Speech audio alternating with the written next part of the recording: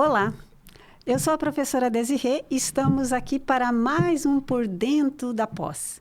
O programa de hoje é uma discussão importantíssima. Vamos discutir educação e altas habilidades.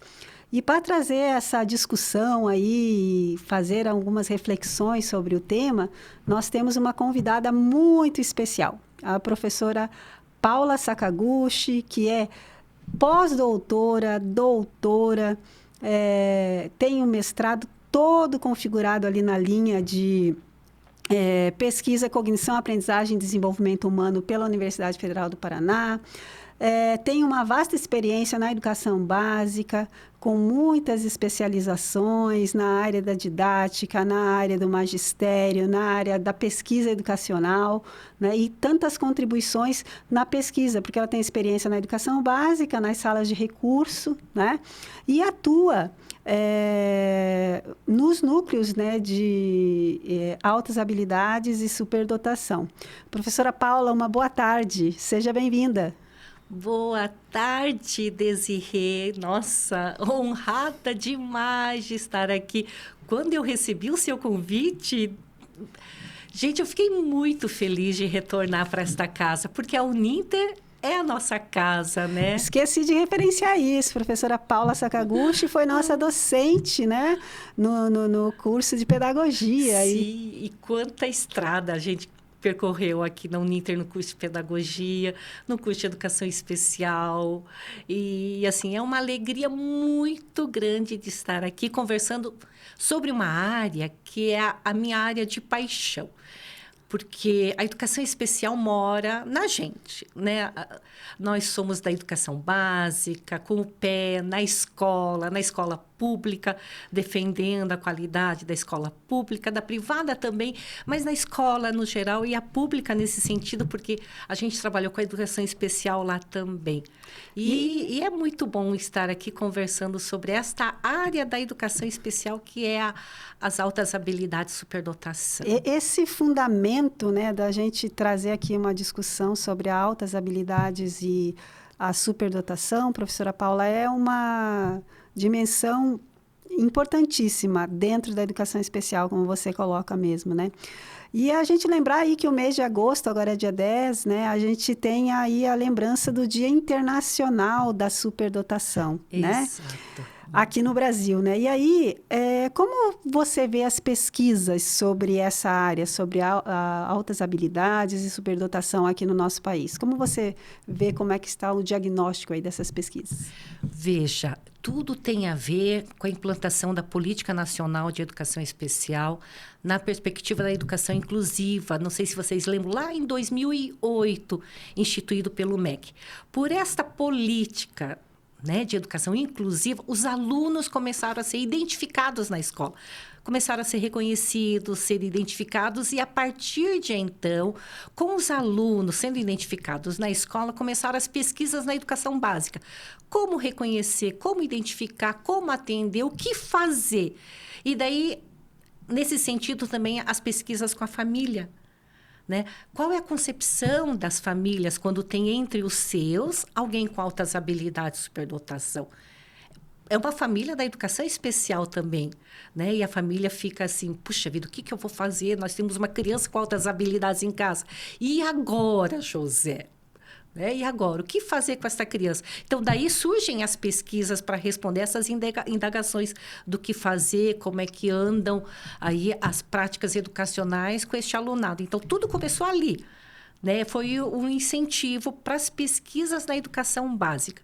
Então, vem se ampliando muitas pesquisas na educação básica, e agora, de 2008 para cá, os alunos chegaram à universidade.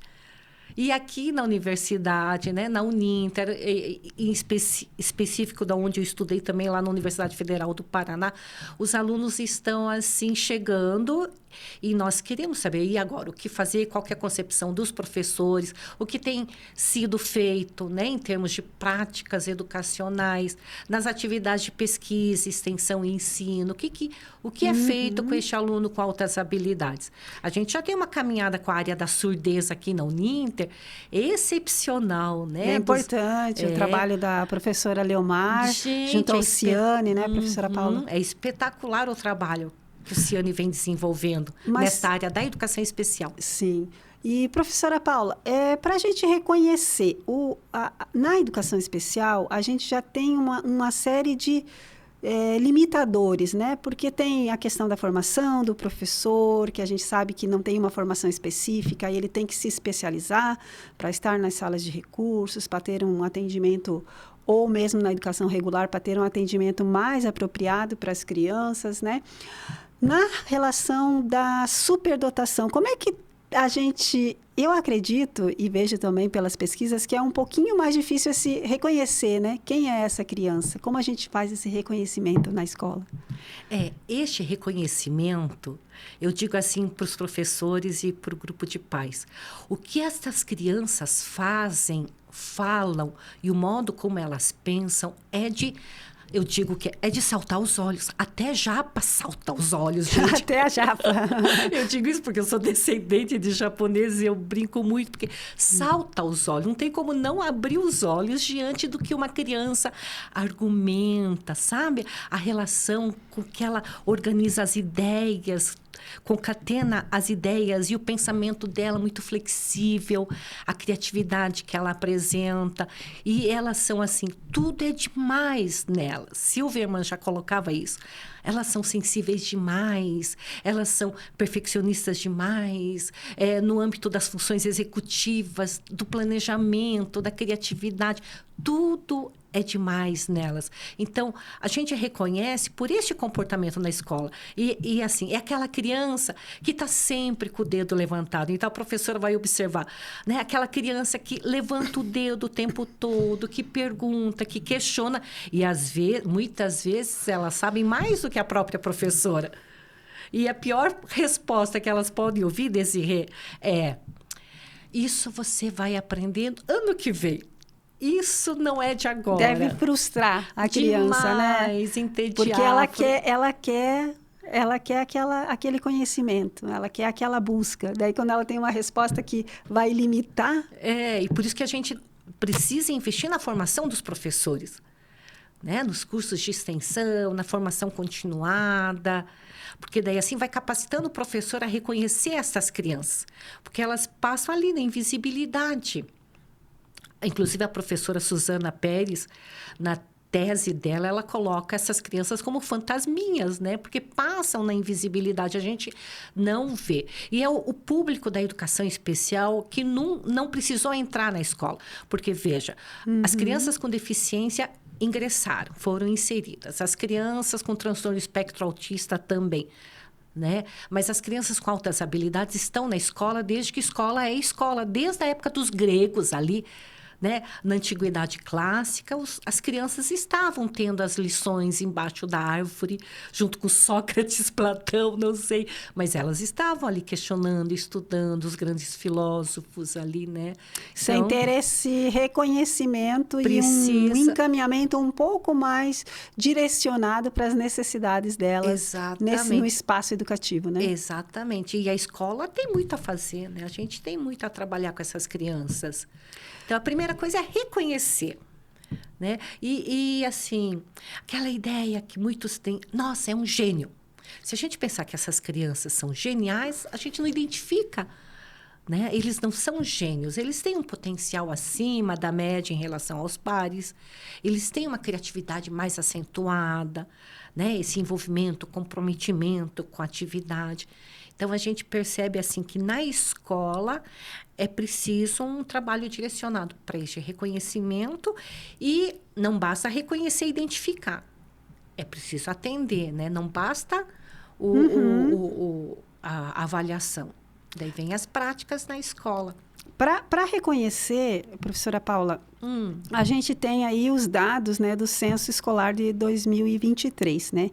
Eles indicam que no total de 47 milhões de estudantes matriculados na educação básica, que nós vamos ter ali um número de alunos com altas habilidades, um percentual, altas habilidades e superdotação de 37 mil, ou seja, menos do que 0,08%, né, de estudantes. dentro dessa porcentagem, né? Como você analisa isso, professora Paula? Nessa questão, inclusive, da gente olhar como o professor reconhece as necessidades dessa criança, né? É justamente essa falta de reconhecimento que cria esse abismo. Porque parece um número pequeno, mas não é, né? Não é, é 0, não chegou a 1%. Né, o número de alunos que foram identificados e que entraram na estatística. Menos de 1%. Isso quer dizer que está faltando reconhecer e identificar essas crianças ali no contexto escolar e mostra, assim, o quão doloroso, quão doído mesmo é, né? Não ser reconhecido entre os seus pares e precisar desse atendimento. E essas crianças são confundidas. Uma vez não sendo reconhecidas, elas acabam sendo confundidas com TDAH, às vezes com TEA, às vezes com uma aluna indisciplinada, né? Há uma confusão, porque eles querem tanto saber, querem tanto aprender e a não satisfação das necessidades acaba gerando esse tipo de comportamento. Às vezes, déficit de atenção. A criança está distraída na sala de aula, porque já entendeu, mas ela fica distraída. E a professora pode pensar que ela está distraída pelo déficit de atenção. Não, mas ela está distraída porque ela já aprendeu. Então, ela já não tem mais interesse na construção daquele conhecimento que para ela já está. E essa taxa de 0,08 indica que existe esse abismo no reconhecimento. Que é um número pequeno, muito, né? A gente olhando a margem, mas que não tem esse reconhecimento, né? Que você falou anteriormente. Olha, né? Foi menos de 1%. Se a gente seguir pelos resultados, assim, das medidas patronizadas, dessas escalas, assim, como testes de inteligência, sabe? Pelos testes de inteligência, avaliando as inteligências, assim, mais acadêmicas, nós teríamos de 3% a 5% da população. Isso dos estudos de 1970, veja. Né? No relatório de Marlan, lá dos Estados Unidos, já aponta de 3% a 5% de crianças com altas habilidades de superdotação, mas nessa área intelectual. A gente não está considerando as outras áreas, pensando só no intelectual. Na criança acadêmica, temos de 3% a 5%. Se a gente considerar aquelas que têm talento nas outras áreas, e vocês viram nas Olimpíadas quanto destaque, né? Verdade. Nas Olimpíadas, muita revelação. A gente não viu crianças atletas, né? Os atletas, eles desenvolvem uma outra inteligência, o corporal, né? O sinestésico, espacial. Então, veja, essa inteligência não está sendo contemplada no teste do QI, se a gente for avaliar. Então, se a gente considerar outras áreas do desenvolvimento, extrapola até 10% da população. E, professora Paula, hoje a gente tem a nossa sociedade é acelerada, né? Até pela revolução tecnológica. A gente vê crianças de 4 anos de idade com celular próprio, né? E a gente ouve os pais dizendo, sabe mexer melhor do que eu. E né? sabem mesmo. E nós que trabalhamos com a educação básica e que temos esse contato direto com a formação de professores, do que o relato do que os alunos até trazem para a gente sabe que funciona desse jeito, e né? E essas crianças, assim, a gente, entre aspas, são espertas, né? Porque... Então, isso que eu ia perguntar para você, porque esta questão dessa sociedade mais imediatista e acelerada, né? A gente ouve muito discurso e até algumas pesquisas trazem dados como esse, né? Da fala dos pais. Olha, o meu filho é muito inteligente, ele sabe mexer mais do que eu nas tecnologias, ele já domina a Alexia. né? Como é que você vê isso, professora Paula? Porque nesse reconhecimento, né? Do que a gente está falando desses dados, do reconhecimento dessa criança com altas habilidades verdadeiramente na escola e essa dimensão mais imediatista da revolução tecnológica junto às nossas crianças. Toda essa revolução tecnológica, porque as crianças já parece que nascem com touchscreen, né? Assim, já com o dedinho, mexem no celular. Isso são melhores assim, do né? que nós elas, duas. Na escrita assim, elas estão assim, né? Na tela. Como são espertas, inteligentes, e são mesmo espertas, inteligentes, mas daí é diferente das altas habilidades de superdotação. Essas crianças, Veja, as crianças com altas habilidades de superdotação também sendo estimuladas, né? Assim como as crianças que são inteligentes, elas são curiosas, as crianças com altas habilidades também são. Mas qual é a diferença? Daí você imagina. A diferença está na intensidade, né? A intensidade desta curiosidade. Entendo. E a intensidade até no questionamento. Criança que é estimulada, que é inteligente, pergunta, como qualquer criança inteligente é curiosa. Toda criança inteligente é curiosa, não é mesmo? Toda criança faz perguntas. Só que a criança com altas habilidades faz perguntas que deixa a gente de saia justa, Jesus amado. É aquela professora dizendo, você vai estudando que vem. Né? Então, são crianças assim, que fazem perguntas além da medida da nossa vã inteligência, da nossa vã sabedoria. A gente não consegue, muitas vezes, responder pela profundidade, pela intensidade com que elas fazem essas perguntas. Então, o questionamento, a curiosidade é diferente. Essa questão, assim, do senso de justiça. Toda criança tem esse senso de justiça, né? Se preocupa com o colega, mas a preocupação afeta mais a própria criança. Agora, a criança com altas habilidades, a preocupação extrapola também. O nível de justiça é numa amplitude maior. Ela se preocupa mais com as situações sociais, com a coletividade. E até o que acontece no mundo todo. Então, são crianças assim que têm essa sensibilidade muito mais elevada. Né? Não sei se eu estou conseguindo ser clara na resposta. Correto. Então, tem essa diferença na profundidade. Compreendo. Como a gente vai precisar entrar no intervalo, é tanta coisa, né, Paula, para a gente discutir aqui, mas assim, para a gente refletir, né? Aquela menininha ali que está nas redes sociais que fala, vamos falar as palavras, para depois a gente refletir sobre isso, né? O que é a relação com a alta habilidade, o que é o estímulo, como você já falou aqui para a gente, o desenvolvimento, o professor bem formado e que vai dar o encaminhamento devido que deve ter na educação básica. Então, a gente vai fazer um pequeno intervalo e já retornamos.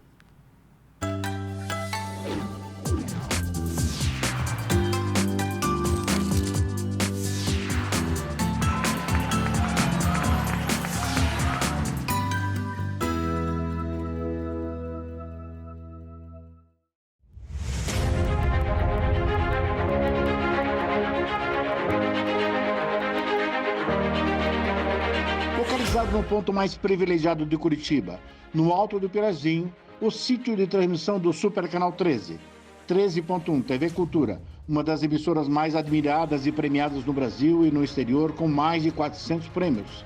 Com seu conteúdo rico, diversificado e plural, combinando informação de qualidade, opinião e entretenimento com diversão e conhecimento para todas as idades. Aqui você tem cultura. 13.2 TV Profissão. Ensino e aprendizagem.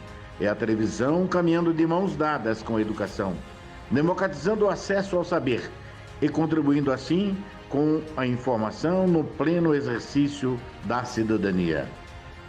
13.3 RMC-TV, um canal voltado para a realidade local com muito entretenimento e informação para todos os telespectadores da região metropolitana de Curitiba. 13.4 TV Fundação Wilson Picker, Enem para todos e uma diversificada programação, democratizando assim o acesso ao saber. E 13.5 Rádio Digital UHF, a primeira no Brasil. A multiprogramação do Super Canal atende a mais de 3,5 milhões de telespectadores em Curitiba e na região metropolitana, nas cidades de São José dos Pinhais, Piraquara, Colombo, Almirante Tamandaré, Bocaiúva do Sul, Campina Grande do Sul, Quatro Barras, Araucária, Fazenda Rio Grande, Campo Magro, Campo Largo, Contenda, Lapa, Balsa Nova e Itaperiçu. Essa excelente estrutura de transmissão permite uma ótima recepção em mais de 90% dos televisores da sua área de cobertura. No Super Canal 13, sua imagem pega bem.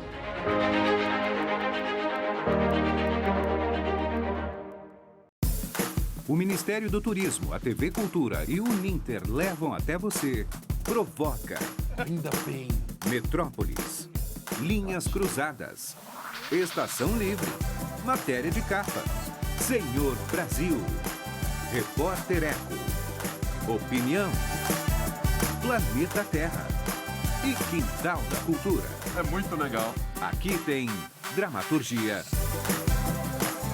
sustentabilidade, documentários, música, inclusão, diversidade. Já que tá tudo aqui. Aqui tem cultura.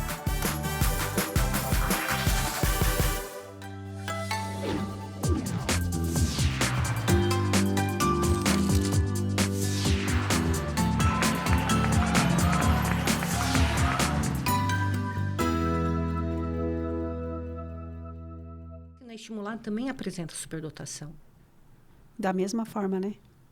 porque vai buscar estímulo fora da família. Então, vamos continuar aqui a nossa conversa com a nossa convidada, por dentro da pós, a professora Paula, que vai trazendo aí para nós a discussão, né, sobre as altas habilidades e a superdotação. Uma área aí de estudo dentro da educação especial, né, professora Paula? A gente seguiu aí conversando e falando sobre essa questão do que é o estímulo e o que é a criança ser realmente superdotada.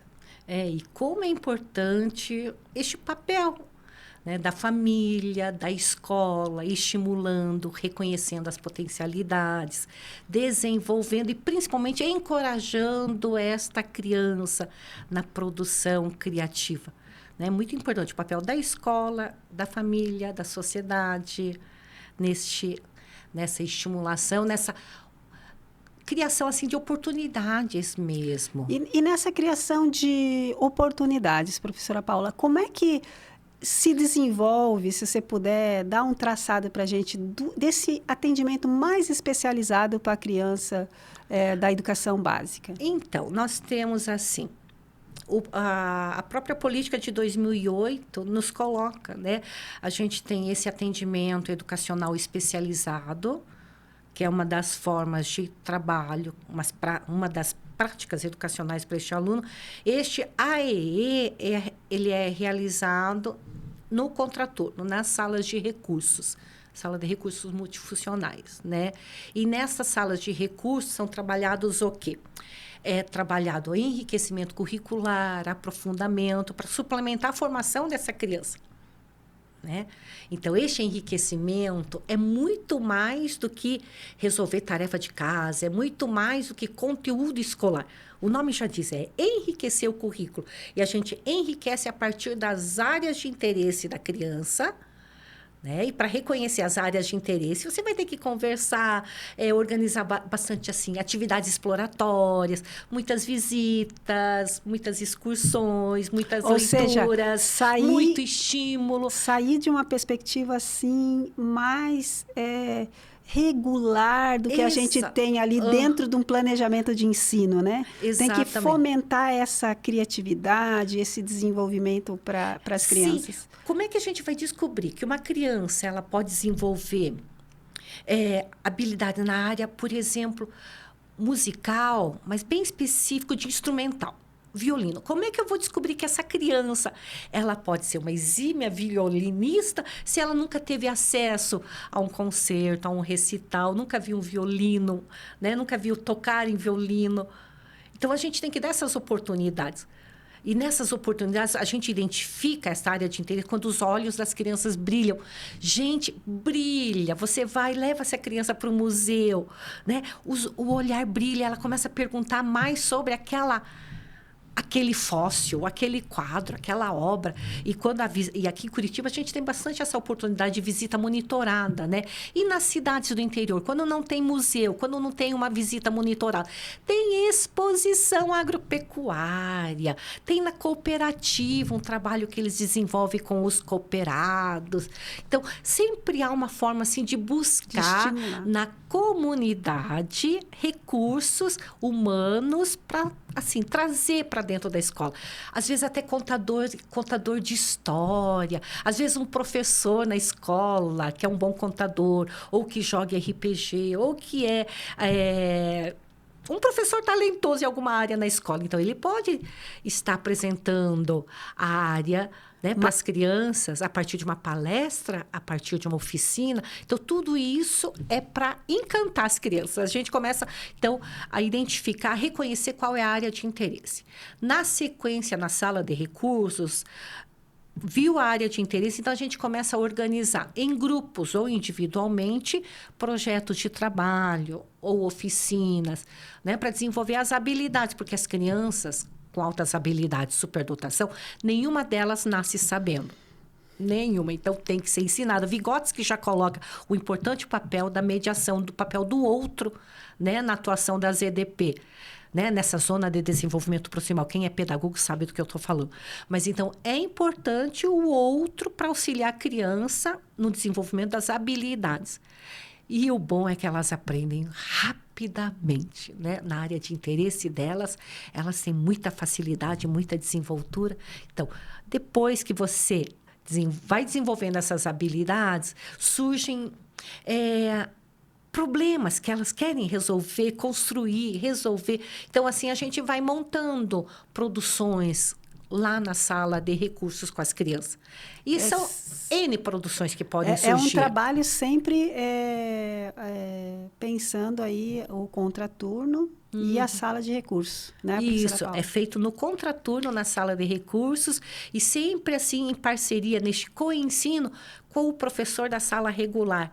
Né? É muito importante ter esse diálogo na sala regular para essa criança ser atendida assim, incluída de uma forma assim plena, né? Esse desenvolvimento na educação básica, pelo que você está colocando, é bem importante para que a gente tenha um acesso melhor e uma contribuição maior, se eu não estou enganada, das universidades. O papel da universidade, desse estudante daí no ensino superior, né, professora Paula? Exatamente. Como é importante o papel da universidade. Nós que estamos aqui do lado de cada universidade, a gente sempre está procurando campo de estágio, não é mesmo? Sim. Campo de estágio e nesse campo de estágio, a gente pode estar ofertando tanto pelas docências, quanto nos cursos, por exemplo, minicursos que os alunos oferecem, atividades de extensão, porque a universidade também trabalha com as atividades de extensão, as atividades de pesquisa da universidade. Então, nós podemos abrir o campo para os alunos nas escolas, né? A gente pode buscar estágio na escola, levando o trabalho lá para a sala de recursos. Quem sabe as licenciaturas de biologia, ofertando minicursos sobre corpo humano, etc. e tal, para os alunos lá da escola inteira. E a sala de recursos se aproveita disso também. Eu lembro uma vez, quando a gente trabalhava lá no Instituto de Educação, né, a faculdade fez uma parceria com o curso de formação de docentes e os alunos de biologia ministraram cursos lá. O curso era para as alunas do magistério, para os alunos do magistério, mas daí os alunos da sala de recursos foram. Professora Desirê, quem fazia mais perguntas? Quem se interessou? Quem quis ir para o laboratório? Gente, o mundo da universidade é fascinante para as crianças.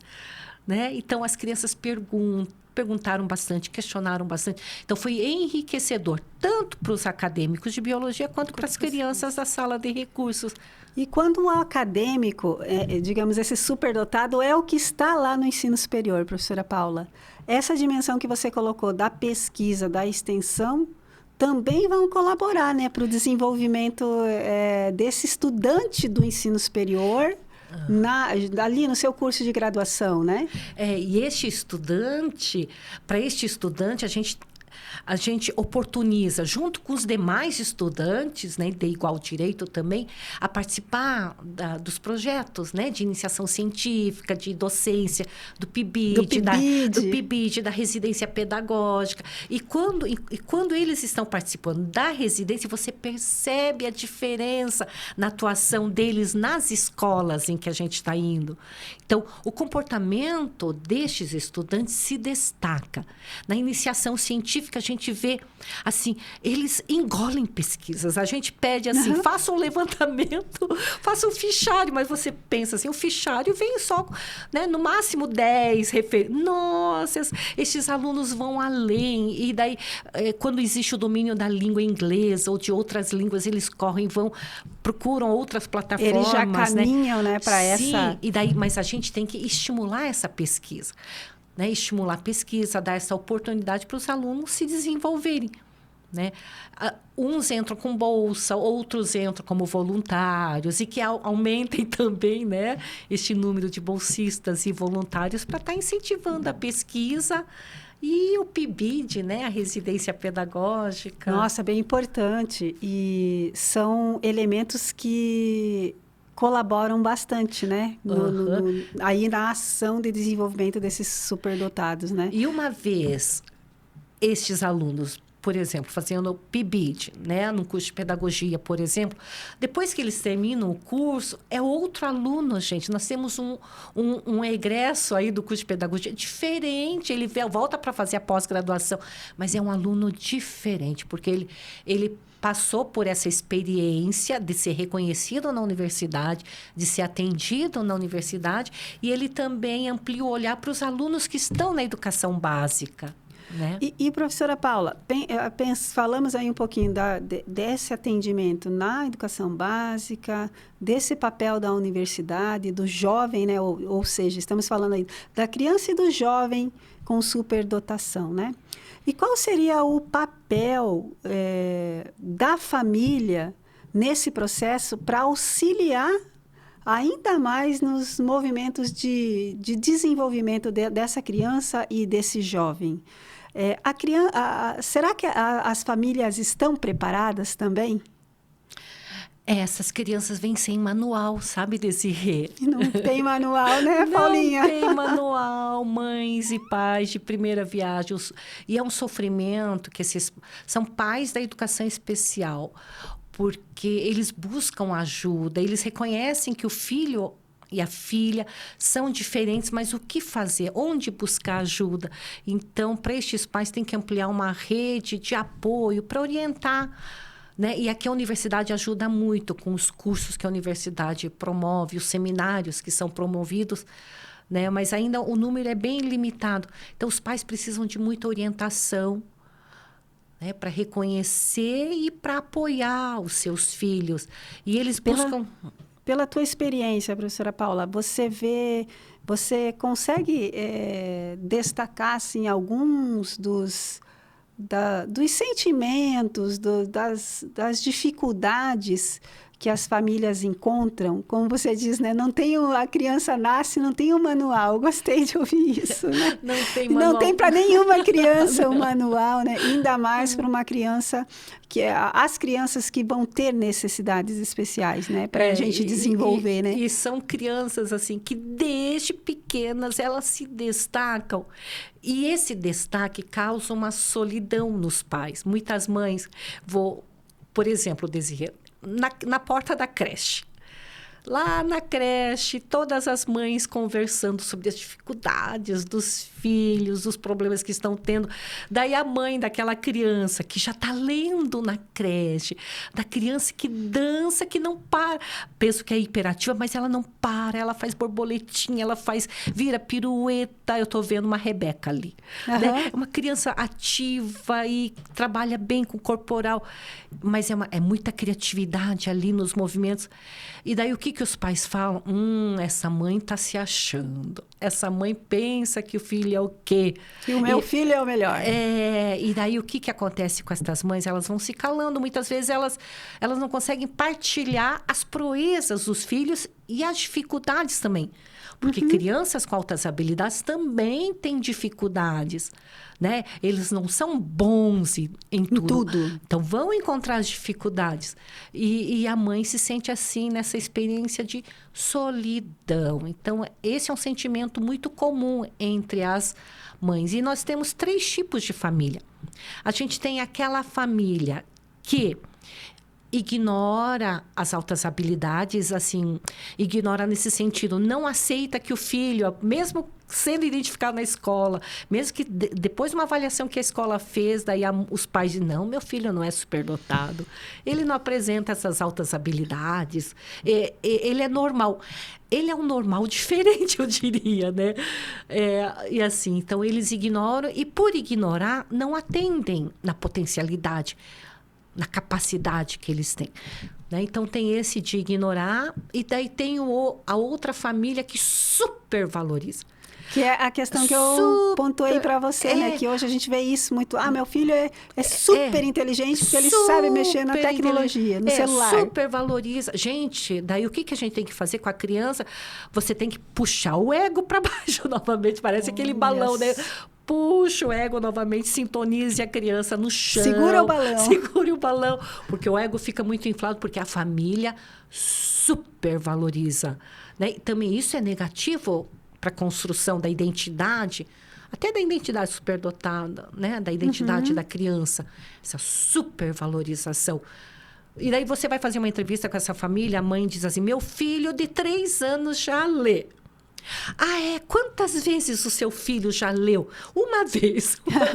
E o que ele leu? Coca-Cola. Opa, eu estou fazendo marketing aqui, mas leu o nome do refrigerante, né?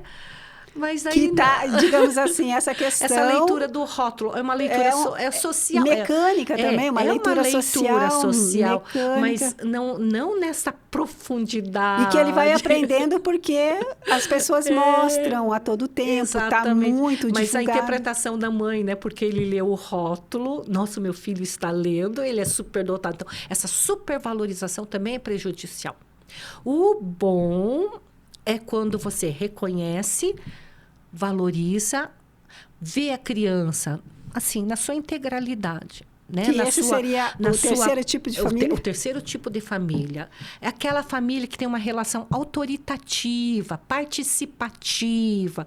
Né? As relações assim, são baseadas na harmonia das conversas, porque com eles tem que conversar. Tudo que é imposto, por que é que a imposição não funciona?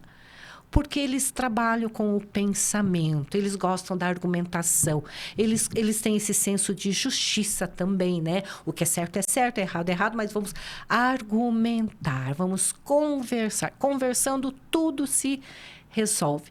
Então, quando a família usa da imposição, já começou mal. Do mesmo jeito o professor, né? O professor, quando impõe, porque é assim, né? E não explica... Aí ele não tem o poder do argumento. Então né? tem que argumentar. Aí você acaba sublimando ali até a atividade daquela criança na escola. Então, a família deve ser participativa. E grande parte das famílias com altas habilidades, as pesquisas indicam que as famílias têm essa relação assim, mais participativa, autoritativa, né? Que estão juntos, né? Na construção dessa identidade superdotada. E na sua experiência, no trato com essas crianças e nas suas pesquisas, você vê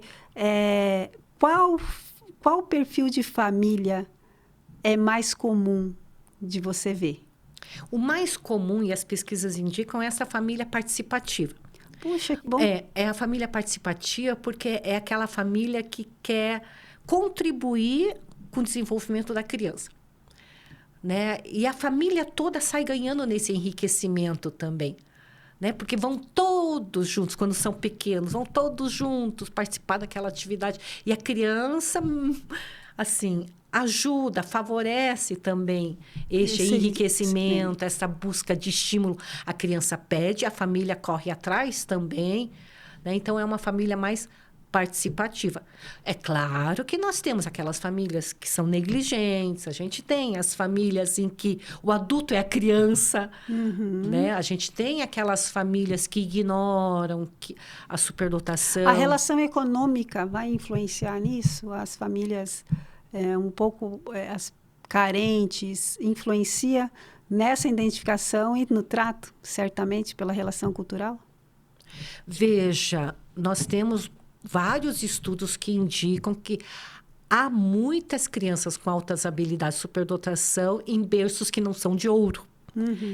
Né? São os nossos filhos das classes populares. Por isso, inclusive, esse trabalho importante da educação básica. Esse trabalho na educação básica e as crianças, elas correm atrás de estímulos. Uma vez que não há na família, eles buscam também. Né? A escola, ou a biblioteca do bairro, a associação do bairro, né? A associação da prefeitura, uma rua da cidadania, alguma atividade que a prefeitura desenvolva. Para buscar um desenvolvimento.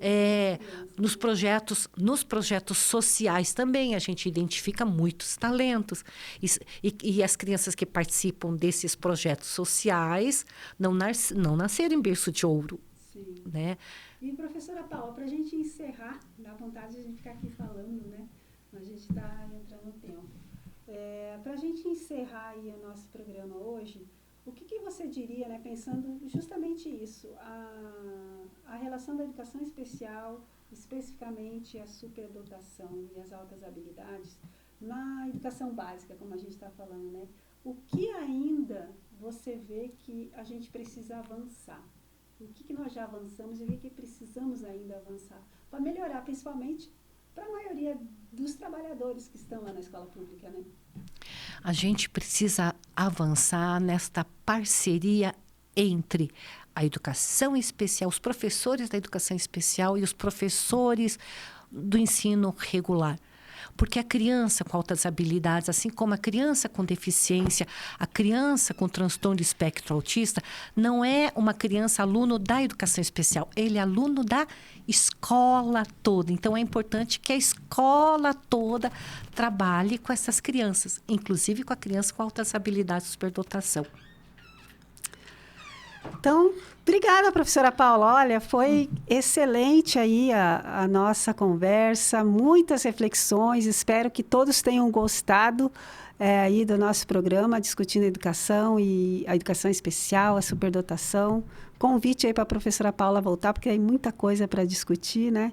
A gente agradece aí mais uma participação de todos no Por Dentro da Pós. Uma boa tarde a todos.